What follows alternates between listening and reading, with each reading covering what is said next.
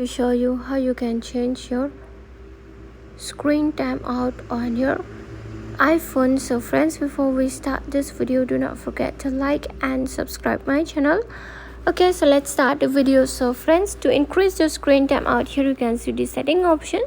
So here just tap on setting. After you tap on setting, from here you have to scroll on the down, and here you can see the option of the display and brightness. So friends, here just tap on display and brightness, and here you can see this auto lock. Okay, so just tap on auto lock. When you tap on auto lock, from here you can see the many options. Okay, 30 seconds, 1 minute, 2 minute, 3 minute, 4 minute and 5 minutes.